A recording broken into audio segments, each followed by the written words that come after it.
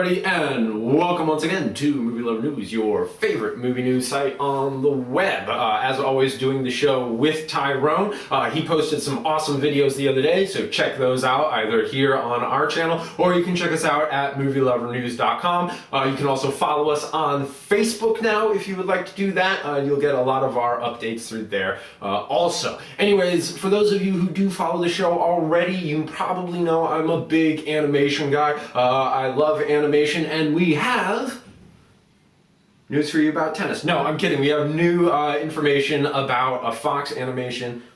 We have news about a new animated feature that is based on one of the greatest children's books of all time. That book being Ferdinand the Bull. It was just announced that Fox Animation will be picking up the rights to this movie and making it into a full feature-length animation. Brazilian-born director Carlos Saldanha will be directing this movie. He directed the Ice Age movies. He also directed Rio, which is soon to release. All the people in the animation world that I know, and when I say animation world, I mean the Academy of Art at San Francisco, where I go to school, we're all kind of on the fence about this movie, Rio, because you see really great things, and then you see some things that make you cringe. So that's a really interesting movie. I'm not sure what I feel about it. Leave a comment below if you have your thoughts on Rio. But he also directed, like I said, the Ice Age movies. The first one was by far and away the best. Character designs in that movie were done by a guy named Peter DeSev, who is one of the greatest living illustrators and character designers in the world today. So I think that's a real benefit to those movies, but I digress. Ferdinand and the Bull. It's a new movie coming out from Fox Animation. Talked about that. Train of thought here, train of thought. Fox Animation, Ferdinand and the Bull. Okay, Ferdinand and the Bull was written in the mid-1930s by Monroe Leaf. He wrote this book, reportedly the folklore is behind it, that his illustrator buddy, Robert Lawson, needed to illustrate something. He needed the work. So Leaf just, in an afternoon, sat down and wrote this sort of pastoral take on a pacifist bull. Basically, if you're not familiar with the storyline, this bull likes sitting on this ridge and under his favorite tree, and he smells the flowers, and he isn't really interested in all the things that the crazy, young, wild, energetic bulls are into, like fighting and whatnot. So he just sits and smells the leaves, and he's not lonely. He's perfectly happy and content. Years go by, he gets older, he grows into maturity, and bullfighters from Madrid come to his field to find the next great bull. And all the very bulls are excited, and they're jumping around and having a good time and trying to show off that they are the toughest bull in the field. But Ferdinand wants no part of it. He just goes and sits under his tree. Unfortunately, he's not looking where he's going, and when he sits down, he sits on a bee, stings him in the butt, and he goes crazy, right? He's running through the field, jumping up and down everywhere, takes out the whole damn field of other bulls, wrecks a wall, all this crazy stuff. And the bullfighters think here is the biggest, meanest, toughest bull in the world. He's perfect. Load him into a cart, pull him on back down to Madrid, and they set him up in the bull ring. At which point he has no interest in fighting the matador or putting on a show for these people or whatever. All he's interested in doing is smelling the flowers. So they do whatever they can to try and get him to fight. They tease him, they taunt him, all this sort of thing.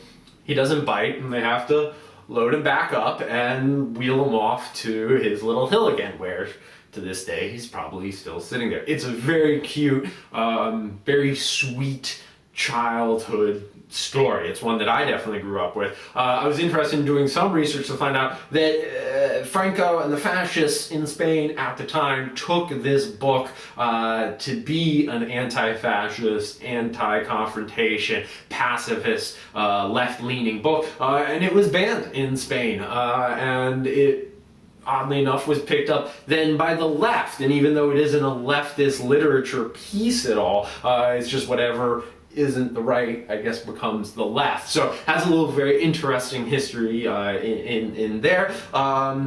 Anyways, in 1938, it was made into a wonderful short film done by Walt Disney. It was one of their earlier films, and that short film actually won an Oscar for Best Animated Short that year, and it is a wonderful little short film. I'll have it playing up here. Anyways, I actually think this is cool news.